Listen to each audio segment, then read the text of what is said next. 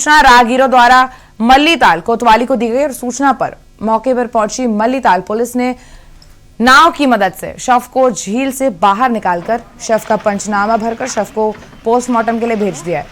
मृतक की शिनाख्त कुलदीप आगरी निवासी ग्राम मनोरा पीख तल्लीताल नैनीताल उम्र 30 साल के रूप में की गई है।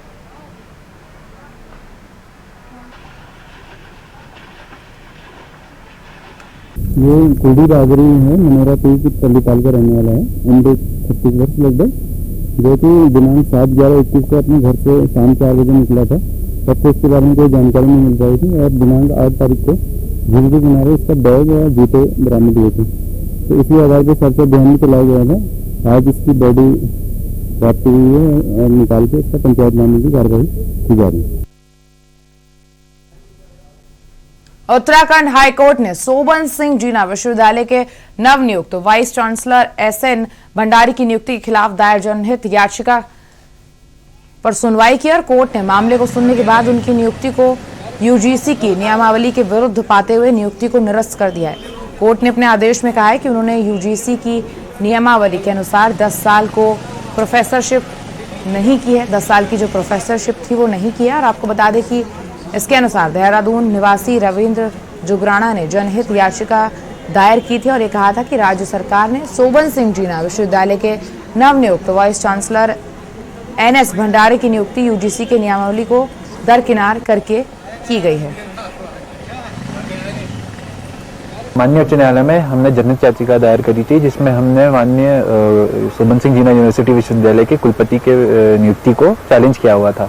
माननीय उच्च न्यायालय ने सुनवाई के बाद उनकी नियुक्ति को सेटिसाइड कर दिया गया है, क्योंकि उन्होंने माना कि जो यूजीसी की गाइडलाइन थी वो नियुक्ति के समय फॉलो नहीं करी गई थी सरकार द्वारा।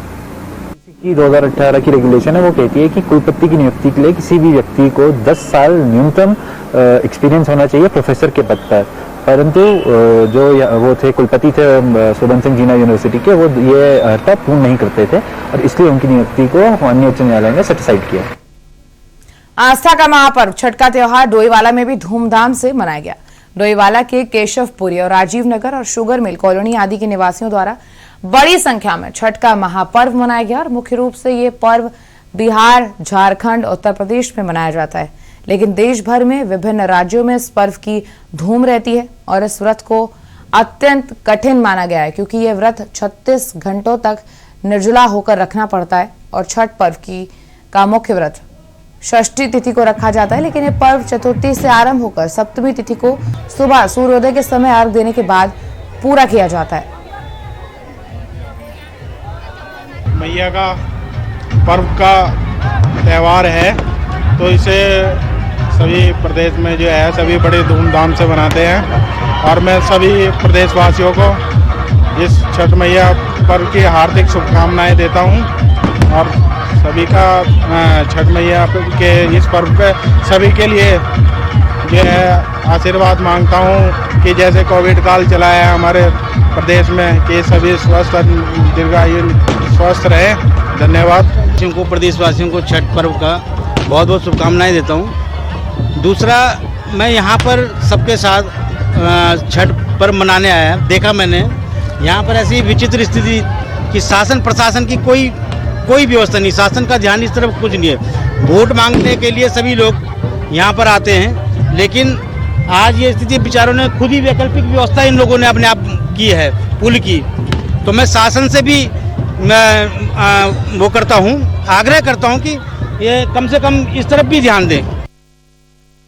हाईकोर्ट ने हरिद्वार में मनसा देवी मंदिर में किए गए अवैध निर्माण के खिलाफ दायर जनहित याचिका पर सुनवाई करते हुए राज्य सरकार, वन विभाग, नगर निगम हरिद्वार और सचिव निरंजनी अखाड़ा को नोटिस जारी कर 4 सप्ताह में जवाब पेश करने को कहा है। आपको बता दें कि हरिद्वार निवासी रमेश चंद्र शर्मा ने जनहित याचिका दायर कर यह कहा था कि मनसा देवी मंदिर को 1940 में अंग्रेजों ने जनता के लिए खोल दिया था। उसके बाद इस मंदिर में सरस्वती देवी नाम को महिला यहां रहने लग गई और इस महिला ने 82 वर्ष की उम्र में हरिद्वार के कुछ लोगों के हित में वसीयत कर दी, जबकि वन विभाग ने इस महिला के हित में कोई पट्टा नहीं किया था। कुछ समय बाद निरंजनी अखाड़ा के सचिव महेंद्र गिरी ने फर्जी दस्तावेज बनाकर इसे ट्रस्ट घोषित कर दिया। याचिकाकर्ता का कहना है कि मंदिर परिसर में इतना अधिक निर्माण करने से इस क्षेत्र में भूस्खलन की संभावना बढ़ चुकी है। इसलिए क्षेत्र का वैज्ञानिक सर्वे किया जाए, अवैध रूप से बने सभी निर्माण कार्यों को ध्वस्त किया जाए, जिससे कि मनसा देवी क्षेत्र का भूस्खलन रोका जा सके।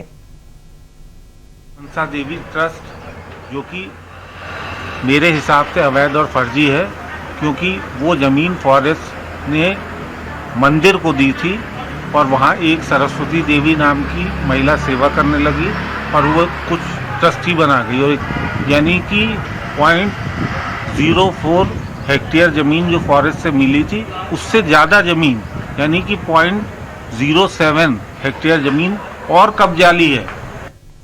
लक्सर शुगर मिल ने गुरुवार को विधि विधान के साथ अपना गन्ना पेराई सत्र शुरू कर दिया है। सबसे पहले मिल परिसर में हवन यज्ञ कराया गया। उसके बाद मिल महाप्रबंधक अजय खंडेलवाल ने क्षेत्र किसानों के साथ गन्ने से लदी बेल, बुग्गी और ट्रक और इसके साथ ही ट्रैक्टर ट्रॉलियों का तोल कांटे पर पूजा अर्चना कराई गई और फिर मिल के बॉयलर क्रेन में गन्ना डालकर सत्र का शुभारंभ किया गया। इस मौके पर गन्ना समिति चेयरमैन जितेंद्र सागर ने कहा कि शुगर मिल और किसान एक दूसरे के पूरक और पोषक हैं, इसलिए दोनों को एक दूसरे का ख्याल रखना जरूरी है।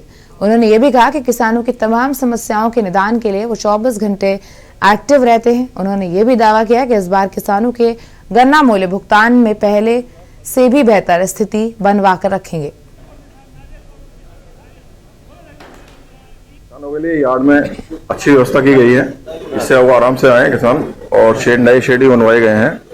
हमारा लक्ष्य जो है 1 करोड़ 40 लाख कुंटल गन्ना पेराई करने का है इस बार, और 11 तारीख को आज मिल चल रही है। आज अभी तुरंत मिल चल जाएगी, आज जल्दी से जल्दी शुरू करने की कोशिश करेंगे और किसानों को ज़्यादा से ज़्यादा सुविधाएं देने की कोशिश करेंगे, जिससे किसानों को परेशानी कम हो। पिछले साल हमने 130 लाख क्विंटल गन्ना क्रश किया था। इस बार फैक्ट्री जो है पिछली बार 19 तारीख में चली थी, इस बार 11 में चल रही है। हमने डिस्टिलरी को जो है एक्सटेंशन करके डबल कर लिया 120 के एलपीडी, तो इस बार हमारा जो है 150 लाख 1 करोड़ 50 लाख क्विंटल का हमने लक्ष्य रखा हुआ है। उत्तराखंड की खबरों में अभी बहुत कुछ बाकी है, लेकिन अब रुक करेंगे।